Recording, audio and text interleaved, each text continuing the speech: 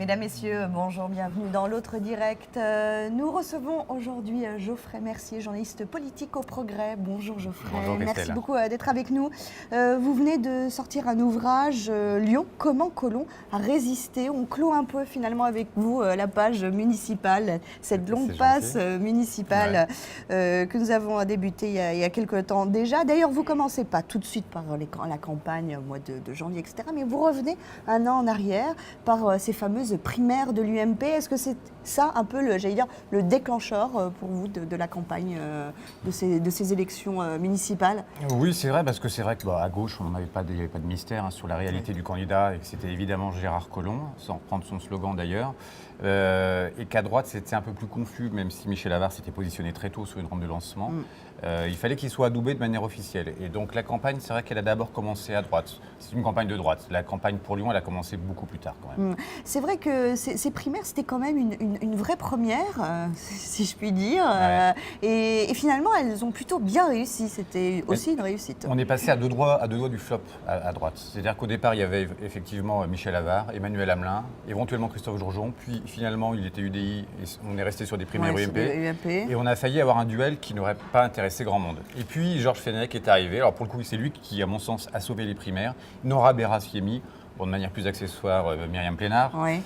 Et là, on a eu une vraie émulation, on a eu un vrai débat, on a eu des personnages, on a eu des personnalités. Et les primaires ont eu un sens. Mais à deux, il n'y avait pas de sens quelque part. Je pense que pour mobiliser les forces de droite et pour intéresser les gens, mais même les médias, ça aurait été un peu compliqué. D'ailleurs, ça a été mieux réussi qu'à Paris, par exemple.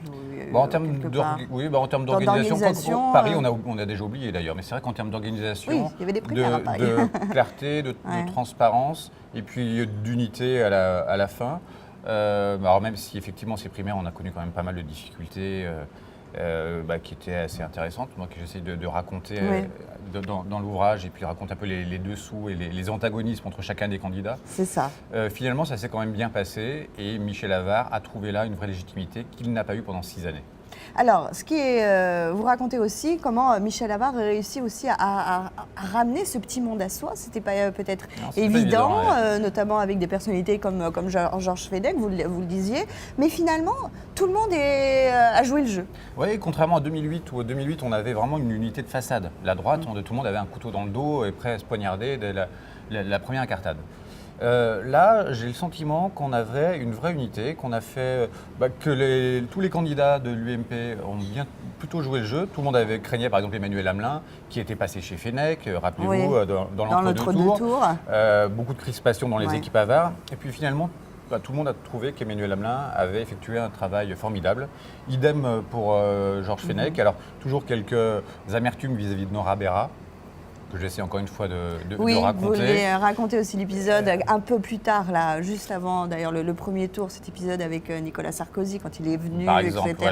Où elle a essayé, a priori, selon les équipes Avare, de tirer un peu la couverture à soi. Et puis là, on a senti quelques tensions. Mais c'est le seul moment, puisque même avec les centristes de l'UDI, que ce soit Christophe Georgeon ou même Denis Broliquier, tout s'est plutôt pas trop mal passé. Justement, avec ce centre, quand même, on a eu un peu l'impression que c'était un peu long de trouver les marques. Est-ce que Michel Avare avait besoin quand même de ce temps-là pour trouver une vraie coalition avec l'UDI? Michel Avare, sur cette union avec le centre, il était dans une position d'attente. Le centre a voulu, et notamment Denis Broliquier, faire monter les enchères. Et donc essayer de faire croire qu'ils allaient éventuellement faire une liste autonome. C'était le jeu. C'était le jeu politique. C'est pour ça qu'on a mis un peu de temps à voir émerger cette alliance. Au bout d'un moment, aidé par ses soutiens, Michel Avare a tapé du poing sur la table en disant « Bon, maintenant, on fait l'union ou sinon vous retournez tout seul chez vous ». Denis Broliquier est revenu et puis le jeu s'est fait comme ça. Donc c'est vrai que ça a été un petit peu long. Qui a aussi un peu retardé du coup la campagne, quelque part, la mise en œuvre de cette campagne de la droite. Peut-être aller plus vite. Mais vous savez, faire la synthèse d'une campagne après les résultats, c'est toujours plus facile. C'est ce que j'allais dire. Voilà. Alors il y a l'UMP, le PS, on va en commencer à en parler parce que Collomb est parti très tard, Gérard Collomb. Mais il y a également les autres partis comme le Front National. Vous en parlez finalement assez peu. Le Front National, moi, j'ai jamais été ou même le Gramme. Le Gramme, je parle beaucoup de Nathalie Perrin-Gilbert quand même.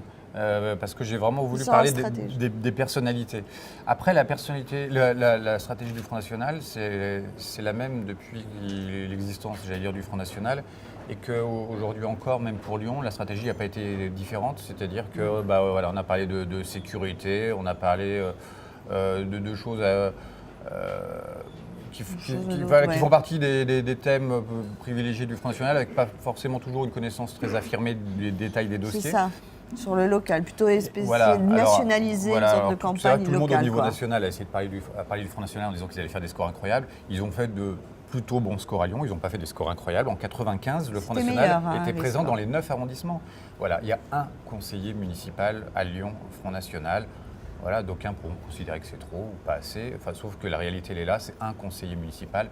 Bon, voilà, c'est pas extraordinaire. Donc c'est vrai que j'ai parlé. Moi, je me suis davantage intéressé aux personnalités, ouais. et savoir voilà, Et dessous un Christophe peu de cette Boudot, campagne aussi. voilà, Voilà. Christophe Boudot, qui est ce bonhomme qui arrive, comment il s'est forgé cette identité au sein du Front National. C'est ça que j'ai essayé de raconter, alors que c'est vrai que la stratégie du FN, politiquement, n'avait rien d'extraordinaire. Alors vous parlez aussi, on avance un peu dans la campagne, au mois de janvier, alors là c'est la période des vœux, et on a l'impression que finalement Gérard Collomb en profite de cette période des vœux pour ne pas se déclarer. Les vœux, ça lui permet d'être partout, sans être C'est candidat. Donc il en profite en usant son étiquette de maire. Mais j'allais dire que Gérard Collomb, il est candidat depuis 2008. Il est toujours très présent. On ne peut pas faire ce grief-là à Gérard Collomb, d'être spécialement là pendant cette période, puisque Gérard Collomb est quand même un maire qui est plutôt présent dans sa ville. Les inaugurations sur tout ce qui peut se passer. Aussi, Je crois que Gérard Collomb est quand même mais assez la présent. droite avait critiqué aussi cette présence-là sur plein d'inaugurations de choses pas finies, par exemple, pour pouvoir ça, l'inaugurer, bien comme sûr. Il y avait les berges de Saône, on par inaugurait, exemple. les débuts des travaux, la Voilà, moitié des travaux, la fin des travaux. Ça aussi, c'est le jeu Ça- politique pour vous. Et oui, Geoffroy Mercier. ça c'est le jeu politique. Je pense que c'est pas un marqueur de gauche. Et je pense qu'à droite, c'est la même un chose, outil, quelque part. c'est le privilège du sortant. Mais effectivement, Gérard Collomb, on a usé, voire abusé très largement. Alors, donc, on attendait, j'allais dire, même nous, journalistes, qui se dévoilent enfin, qui se dit, bah voilà, je suis candidat. On attendait presque quelque chose d'un peu fort. Finalement, il le fait chez Christian Tête-Doigt, à l'Anticaille. Bon, il y a un symbole derrière, vous le dites, et aussi. Mais est-ce que c'était vraiment. Est-ce que ça n'a pas fait un peu un flop, quand même? C'était. Oui, vous le dites. Ça manquait d'allant. C'est ça, vous le dites, et on avait l'impression que les gens n'avaient pas envie. Voilà, vous le dites. il n'y avait pas de joie, il n'y avait pas d'enthousiasme. Quand on se lance en campagne, j'imagine on a envie d'aller à la conquête, on a envie de se battre, on est content de se retrouver. Et là, on avait un dispositif assez formel. Voilà. Alors, je vais vous présenter les gens qui vont faire campagne.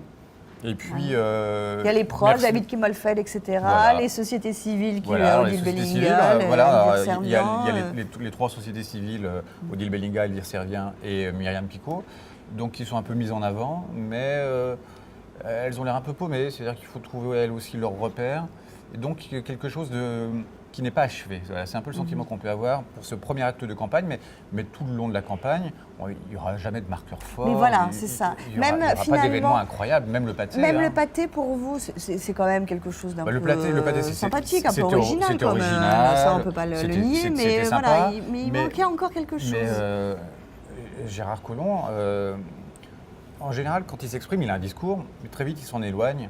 Et puis, c'était pas le cas lors du premier mandat, où il était assez emprunté. Quand il parlait, il était quand même pas très rayonnant. Aujourd'hui, c'est quand même pas l'idole des podiums, mais quand il s'exprime, ça tient quand même plutôt la route. Et lors de l'intervention du pâté, il n'a pas quitté son discours. On le sentait pareil, on le sentait fatigué. Parce que ça aussi, j'en parle à plusieurs reprises. Il y a à plusieurs reprises dans cette campagne, il s'est montré fatigué, Gérard Collomb. Autant oui, parfois vrai. en très grande forme, autant on parfois, en parlait aussi entre nous. autant parfois extrêmement fatigué. Et le pâté, c'était un jour off, quoi. C'était un jour sans.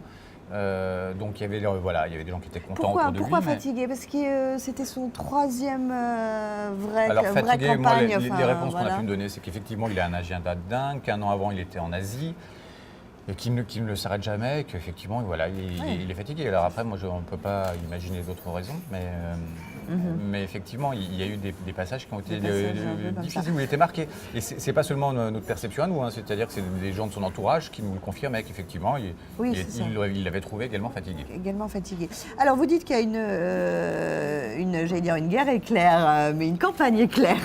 Une campagne éclair, effectivement, c'est allé très vite. Est-ce qu'elle n'a pas été aussi un peu molle, un peu... Mais est-ce qu'il ne fallait pas faire ça justement pour que Gérard Collomb résiste? Il a résisté pour plein de raisons. Oui, c'était clairement une stratégie. De toute façon, la bonne stratégie, c'est celle qui est efficace. Les preuves en est qu'il a gagné, donc la stratégie était efficace.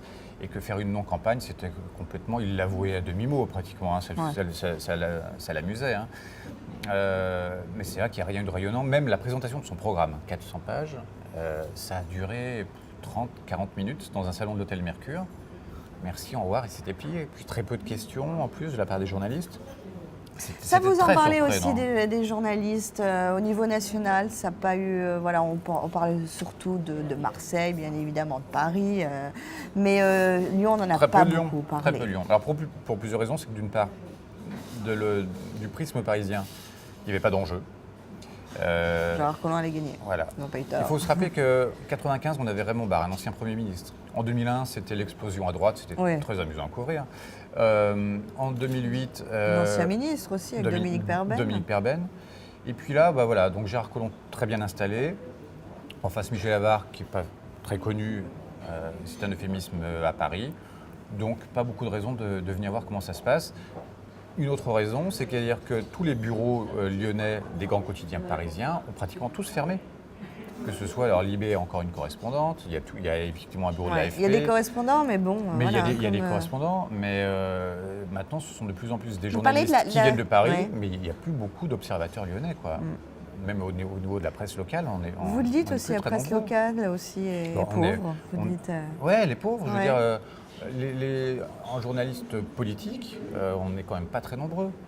Et puis, j'ai pas l'impression que ça va aller en s'améliorant, parce qu'effectivement, les titres se réduisent. Donc, on a de plus en plus soit de très jeunes confrères qui ont une connaissance très parcellaire de la vie locale, soit des confrères qui sont généralistes, mais des confrères qui sont spécialistes.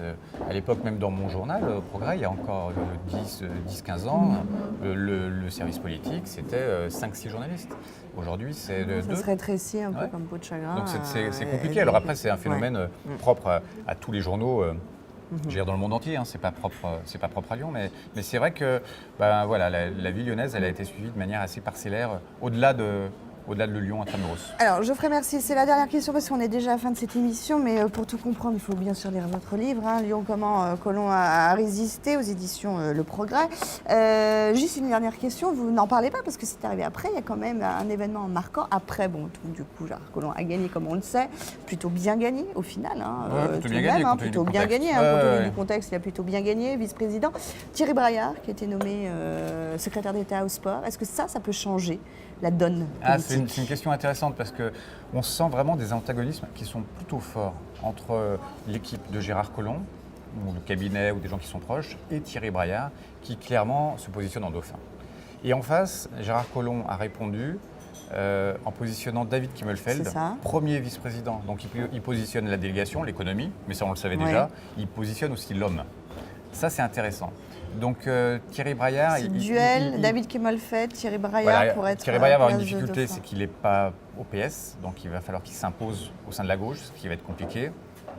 Et au niveau du PS, d'ici 1 an, d'ici 2 ans, je pense qu'on va commencer à avoir des affrontements internes qui vont commencer à surgir parce que tout le monde va penser à la succession, surtout qu'en 2020, on aura 2 élections. On aura l'élection du maire et l'élection du président de la métropole au suffrage universel direct. Donc on aura un ticket puisque les deux ne pourront pas cumuler. C'est ça. Autre chose à droite, dernière question à droite, c'est quoi le... À droite pour l'instant, Michel Avare est quand même sur la rampe de lancement. Georges Fenech, moi je le vois plutôt s'intéresser à la chancellerie en 2017 par exemple. Pas forcément au dossier lyonnais. Emmanuel Hamelin, il a peut-être passé son tour. Qui d'autre à droite aujourd'hui? Donc finalement, c'est pas perdu pour Michel Avare.